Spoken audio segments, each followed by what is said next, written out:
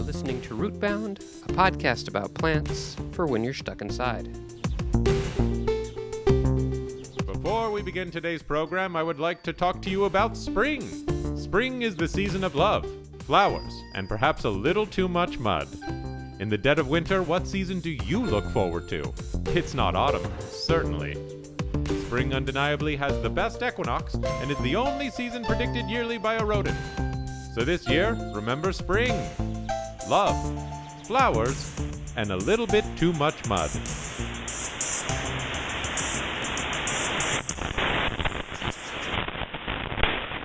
And now, Rootbound Radio presents The Rite of Spring, composed by Igor Stravinsky, originally recorded by the Walter Strarum Concerts Orchestra in 1929.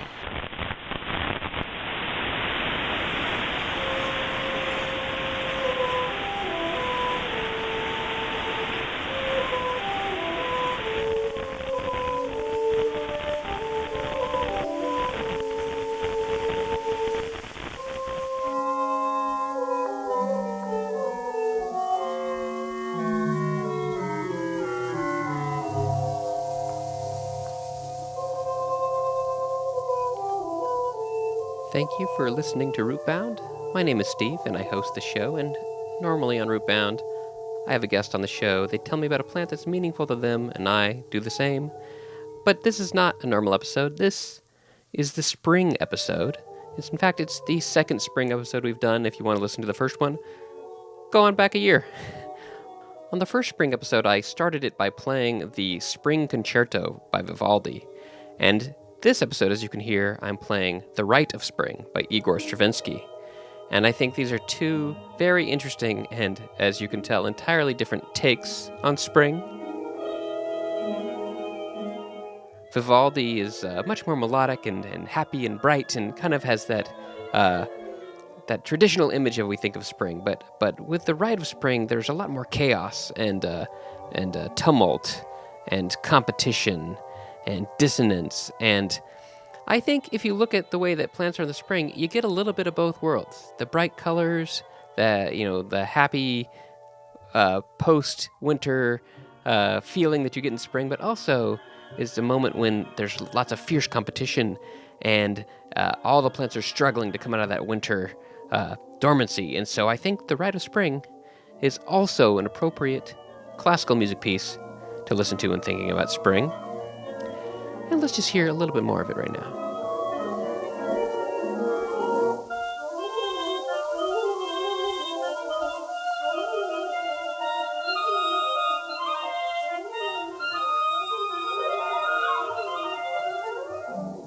There's a famous story about the Rite of Spring that the first time it was ever performed in Paris, it caused a riot because people had never heard anything like this before in their lives, and it blew their minds and they couldn't handle it and they rioted, which I think the story is a little bit more nuanced than that. I think there's more that was going on there, but still, whenever I think of the Rite of Spring, I use it as a lesson to be curious and to learn and to expose yourself to many things so that when something new comes out, you don't cause a riot for no reason just because you're not expecting something. That's my lesson from The Rite of Spring, and I think it applies to this podcast too. I'm learning about plants here, and I'm hoping you're learning about plants. It's a way to broaden our horizons so that when we see something new, we're ready for it. And that's what I have to say about The Rite of Spring. And let's go on to our interview segment during this episode and meet the several guests we have to share with you. But first, just a little bit more of The Rite of Spring.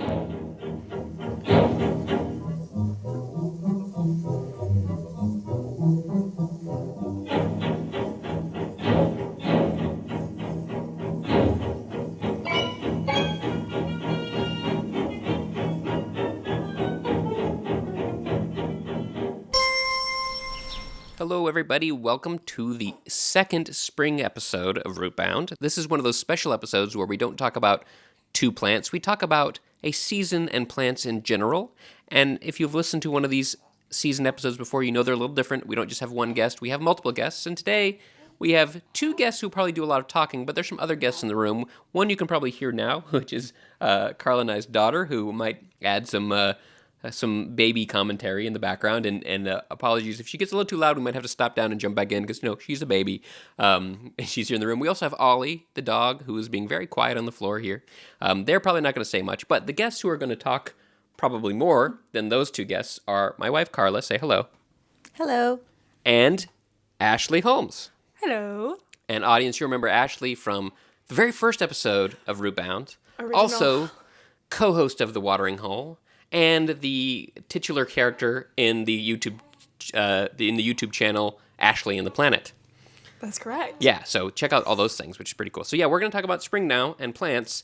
And before we get to the guests in the room didn't hear this, but the audience, you just heard that I opened this episode with The Rite of Spring by Igor Stravinsky, because the previous episode I started with the Four Seasons by Vivaldi, the spring segment, which is a very lovely spring song, but The Rite of Spring is quite brutal and chaotic, and it had me thinking about how spring is kind of this pleasant time, but you can look at it in other ways, and sometimes it can be quite like brutal and chaotic. And you see that a lot with animals. There's lots of like baby animals being born, but there's also often, baby birds you'll find that didn't make it. And, predation starts happening in spring more. And so it can be a brutal time. And so I was trying to think about how that would apply to plants as well. Because plants seem a lot more like peaceful. It's hard to like imagine like the like chaos that happens in the animal world with plants. But that is, that it is the case that the world of plants can also have that brutality of spring as well as the pleasantness of spring. A couple examples. First is when the weather starts to turn warm, it's kind of a race to see who can come up from the ground first, because who gets taller first means you get more light, and so there is this kind of intense competition, which is pretty interesting. And you can see that in my yard right now. There's lots of dead nettle everywhere, which is invasive species, which I've talked about in a couple episodes. I also like to make tea from it, and the bees love it, so I have a little bit of a love-hate relationship with the dead nettle, but it's one of the ones that comes up very first, and it's really dominated the yard. The second thing I want to mention is this topic called, and I have to look at my notes to say it correctly, is called Allelopathy. Ooh. Do you either of you know Allelopathy? No, I just thought it sounded like lily pad. A lily-pathy? No, Allelopathy. Our daughter is giving her input. What do you have to say?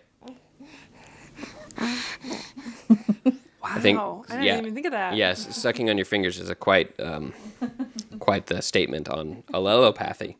Allelopathy is the concept of a plant that can release toxic chemicals to negatively affect other plants. Ooh, rude. And there's a number of plants that do this. The kind of the most iconic one, at least in this area, is the black walnut. Okay. There's lots of plants that will not grow under black walnut because it releases this chemical into the ground that kills other plants. But it's pretty common, and I was curious about how that happens with spring. And I did find an example of the Bracken fern, which you might have seen a lot of these ferns when you lived in the Pacific Northwest. Mm-hmm. It's an invasive species. Oh, okay. But it does release a certain compound that is called, I'm looking at my notes. It is a proanthocyanidin called Sililgiaine A. Karla's a chemist. She might be able to pronounce it better than me. Celogaine ace. Celigan A. And I guess.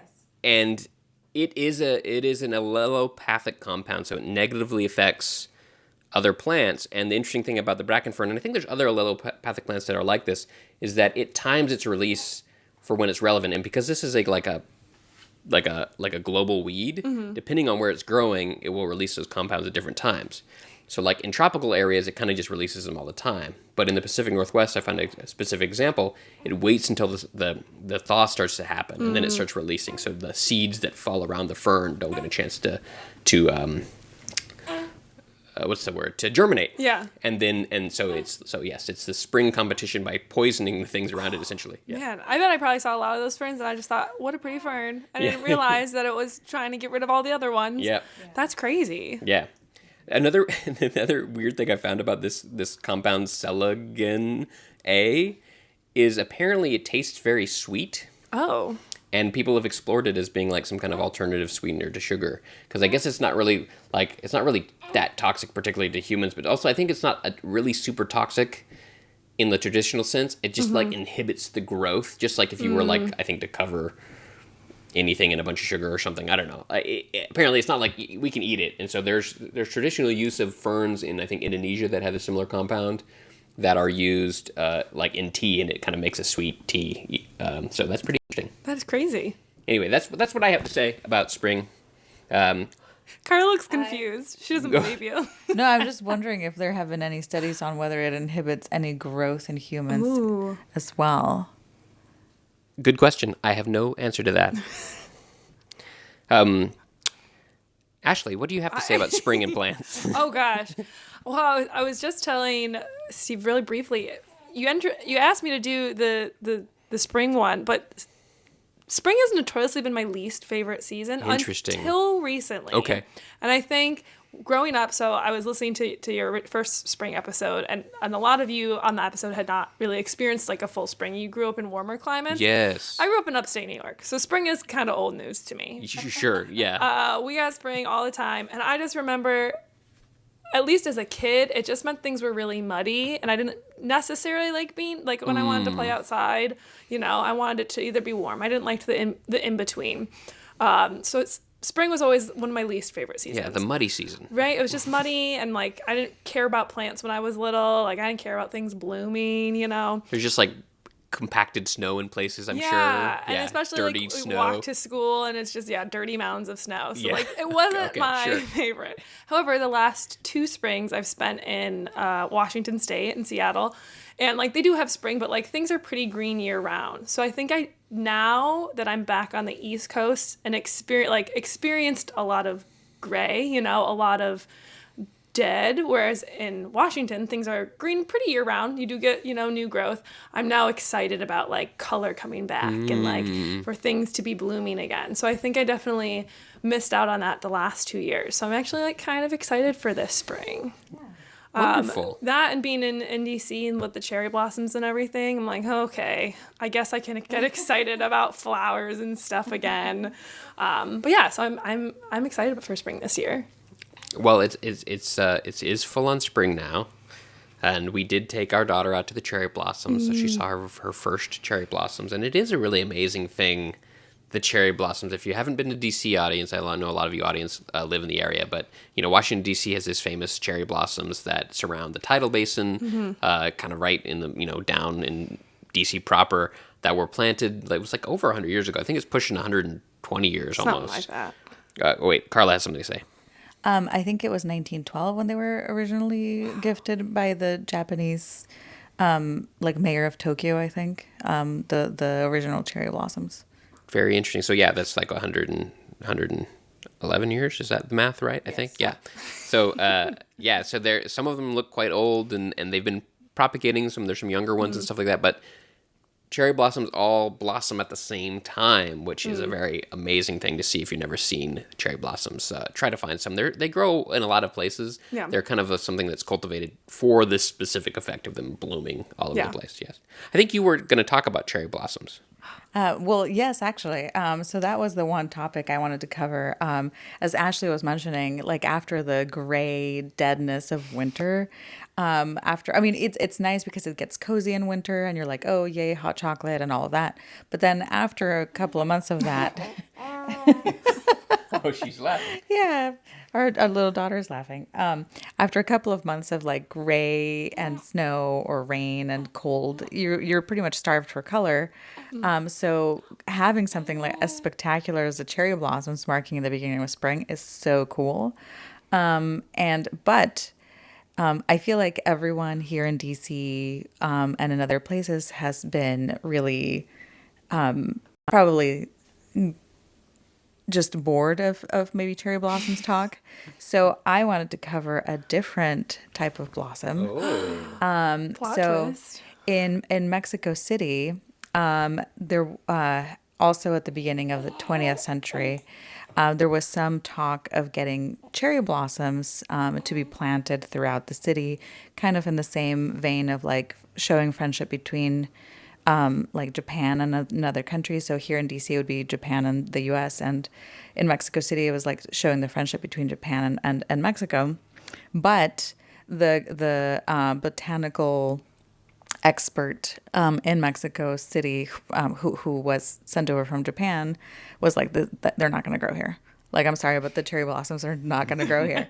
So he had to figure out what tree would grow well in Mexico City's climate. And he brought over a tree from Brazil called the jacaranda, which is got the purple blossoms.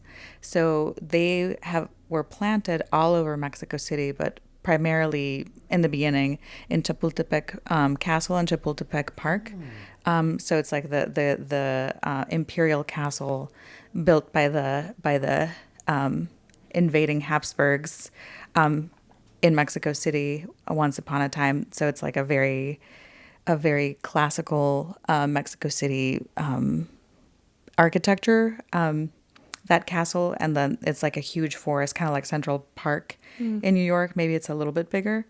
So the surrounding forest is there. And it's covered in jacaranda trees in the spring. And they all kind of blossom around the same time, similar to the cherry blossoms here in DC or in Tokyo. But instead of pink, they're like bright, kind of like periwinkle blue or violet colored, and it's pretty exciting. I'm just realizing I don't think I've ever been to Mexico City in the spring. Have we been there? We've only been in the summer and in winter around Christmas time, so you have never seen the entire city covered in these purple blossoms that you can actually see from the air sometimes. Like if you're flying into Mexico City, you can probably see like splotches of purple once you're flying like sufficiently low. You can see it from the air. That's so cool. That is super cool. That reminds me, the time I have seen the jacarandas when we were in Spain, which I imagine there was a similar, I don't know the details of this, but they're not from Spain, so I imagine there was a similar plan to bring the jacaranda to Spain. Probably. And I remember we were there. What month were we there? We were there in May, so like late spring. And I remember the petals were like littering the ground, and I have some really fun pictures of these petals, and the petals are bigger than a cherry blossom, so they have this different look when they litter the ground. They're really cool. And they also look a little bit more alien-like. They're a little bit longer, and just kind of look a little bit more like alien-like or Dr. Seuss-like. But yeah, they're fun. Very good. That's really interesting. I wonder, you mentioned that they could grow in this area, I think, to me earlier. Yeah, so the jacarandas could potentially grow in the DC area simply because they can withstand colder temperatures a little bit better. I think I looked at this up in Celsius, so like -7 Celsius, whatever that is in Fahrenheit. So -7 Celsius, which is pretty cold for this area. We don't get to that temperature here really, and then up to like I guess like 20-30 degrees Celsius. As well. So like 80-90 Fahrenheit, something like that. I wonder if there are any jacaranda trees. I'll have to do some research and see if there's any in this area. That'd be interesting to know. They're really cool trees. I don't think I've actually ever seen one. So now I should have been Googling right away. What was I doing? Totally Google. Well, you Google the jacaranda. Yeah. I will talk about something I learned about spring, which is similar to what I talked about last episode about like how plants know when spring is over, which is really interesting. And I learned about this thing that is called look it up, the growing degree day or the growing degree hour. And it's this idea, and this is what's super interesting because it's a human invented model that can help you know when like a tree is going to bloom, for example, even though what's actually happening in the tree is not this simple. But the idea is you have a baseline temperature, okay, of where it's like the coldest temperature where the plant is basically dormant. And then you start counting the temperature every time the temperature goes above that. So the idea is like you take the average temperature for that day, subtract it from your base temperature, and let's say you only got a few degrees, like 5 degrees up. You take that 5 degrees and you add it to a tally. And the idea is once that tally counts up to enough, you get enough degrees above that that baseline is when the tree's going to bloom. Oh. So it's almost like you could imagine it like the plant has some kind of like ticker in it that it's like counting the degrees above that temperature. Now it's definitely not that simple. There's a lot more going on, and essentially it has to do with the fact that every time the temperature gets above that temperature, that the plant can actually do more work to prepare for blooming. But it has been apparently a pretty stable system for predicting when trees are going to bloom or other things are going to happen. It's a phenological construct. Phenology is this study of the natural world for timing and how to understand the natural world and when things happen in the natural world. And so there's other factors in this, but this is one of the primary factors when they predict the peak bloom of the cherry blossoms here in DC. One of the things they're doing is trying to count those temperature differences over the baseline and then chart and predict out, right? So because once there's enough degrees over that baseline, enough growing degree hours or growing degree days, depending on how you calculate it, that's when the cherry blossoms are going to bloom. So it's apparently pretty rock solid. There's a little bit of wavering, but a pretty solid indicator of when it's going to go. So that's pretty cool. That's really cool. Yeah. Stop real quick. Sorry, do you see my dog? Ollie has his head underneath the playpen thing, and he looks very funny right now. Yeah. Let's take a picture of him. What a funny dog. My goodness. Oh my goodness. Feels very safe. Did you see a jacaranda? I did. They're so cool. Yeah. I'm sorry, so much cooler than cherry blossoms. Like, no hate towards cherry blossoms, Sure. but like weird purple alien trees are definitely more my speed, I think. So I'll have to make some next spring trip to Mexico. Yeah, for sure. Oh, and that park is awesome too. I've never been there in the spring, but it's a really awesome giant park. Well, I mean that park is I think it might even be bigger than Central Park. It's huge, and it's like surrounding this like I said, this castle built in like the 19th century, something like I forget exactly when it was built, but yeah. And it's gigantic castle, gigantic park surrounding it. And so that's when those jacaranda trees were originally planted, and now they've been planted all over the city. But yeah, like all of this purple, like in the springtime, and also throughout the city, like in like the classic old neighborhoods. It's amazing to see. That's so cool. Yeah. I think you were going to talk about a tree as well. Oh yeah. So the tree that I always think of, unfortunately, I feel like again with spring is when I was going to school in Buffalo, New York. They had a certain tree planted all around like our quad that you always had to walk through, to get to any of your classes. And it is, unfortunately, a beautiful tree, but a very, very stinky tree. And when you mentioned this, I knew immediately what it was. So it is. Close listeners to the podcast will know what this is already as well. So it's the calorie pear tree. Is that? But yeah, so you would know it was springtime because you'd see these beautiful flowers, but it would smell like fish, which is just not what you want when you're like walking to your 7 a.m. class, possibly hungover because it's college. So yeah, again, I'm starting to heal my relationship with spring, but I don't think that this helped for 4 years in college every time.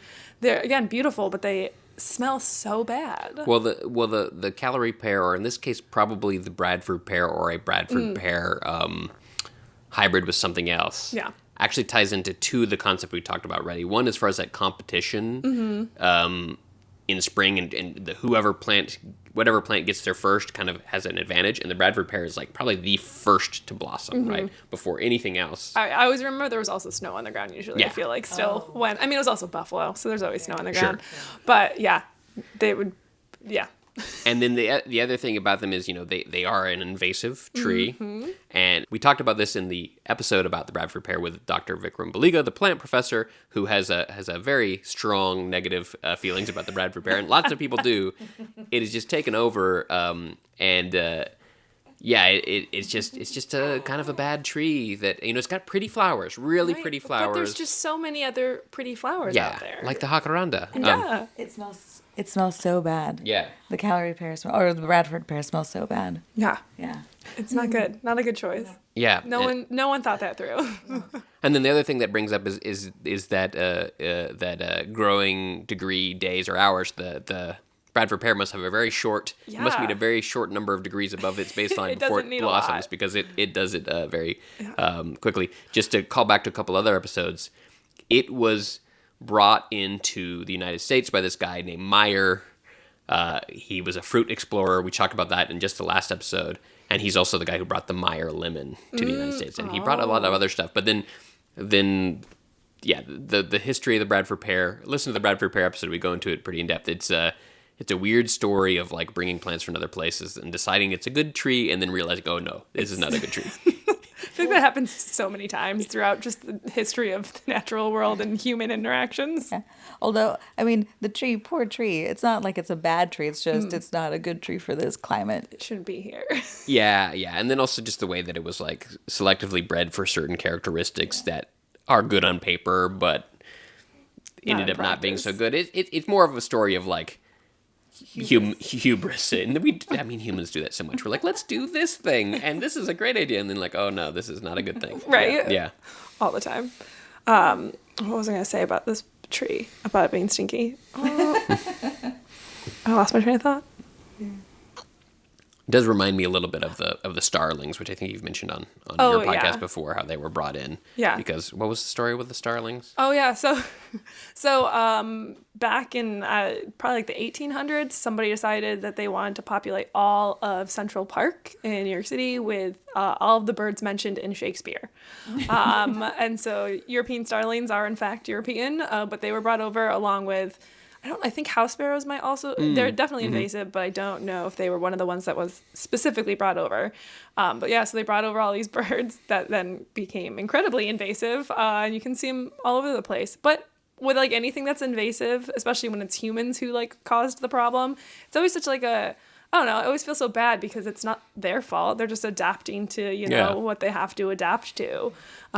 When, if they were in their normal habitat, normal ecosystem, they would be under control, but we brought them somewhere new and they're just like, okay, well, I can thrive here. That's not my fault. Yeah.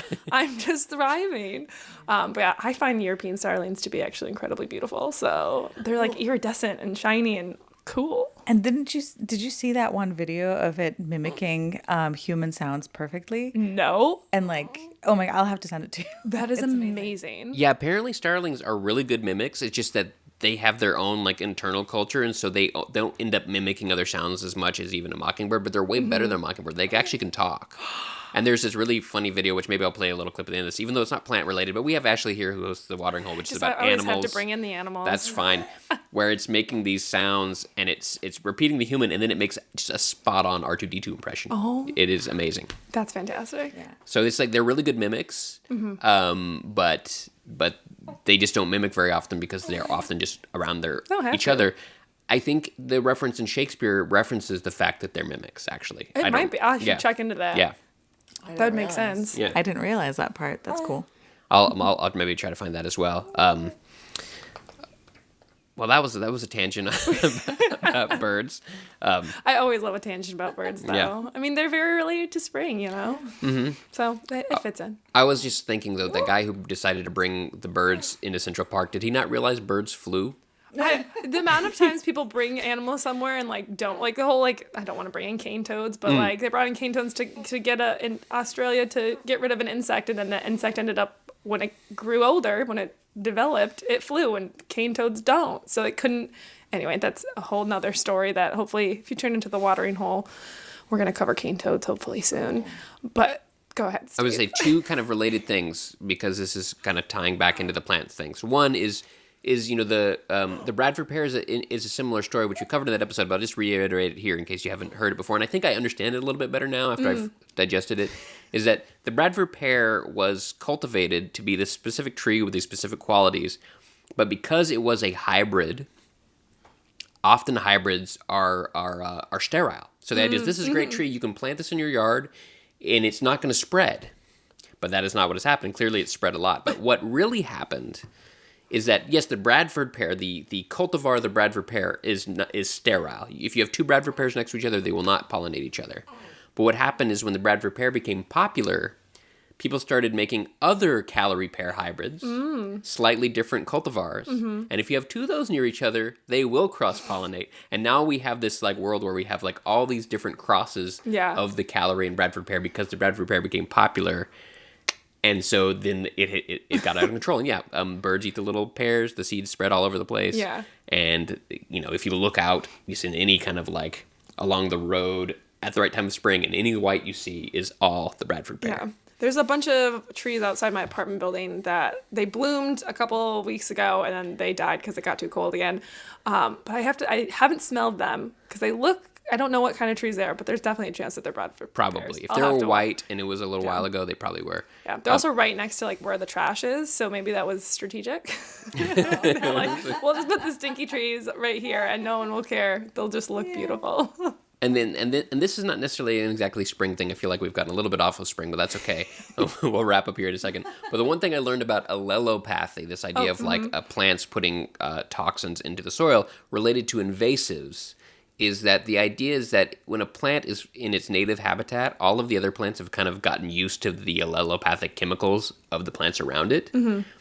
But if you bring a plant from somewhere else to a new place, those other plants, the native plants, are not used to the compounds it puts into the ground, and that gives it a big advantage. It's similar to like the lack of competition with animal species. It's very similar. And that's not the only factor, but it is a factor, and there's some studies about specific plants that in their native environment, all the plants around them are like, yeah, I'm used to this guy's weird compounds he puts out in the ground. But if you bring them here or anywhere they're not from, those native plants have trouble competing. Yeah.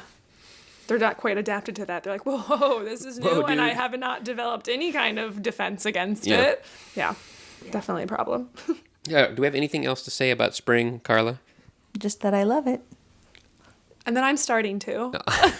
I think that's a great way to end this episode. Thank you for listening. In addition to my infant daughter and Ollie the dog, my guests on this episode of Rootbound were my wife, Karla Arias, and Ashley Holmes. You can find Ashley's podcast, The Watering Hole, wherever you get your podcasts, and also check out her YouTube channel, which is called Ashley and the Planet. If you're a fan of Rootbound and you want to help support the show, go to rootboundpodcast.com/support to find all the different ways you can support the show, including supporting the show on Patreon. That would be pretty cool. Rootbound is hosted by the Igor Stravinsky of podcasting, Steve Ellington. Music by Christian Kugaskota. Fake ads by David Lonnie. Rootbound is a podcast about plants for when you're stuck inside, but if you can go outside, enjoy a nice walk in the spring, even if it is just a little bit too muddy. This episode of Rootbound was brought to you without interruption by spring, the preferred season of large rodents.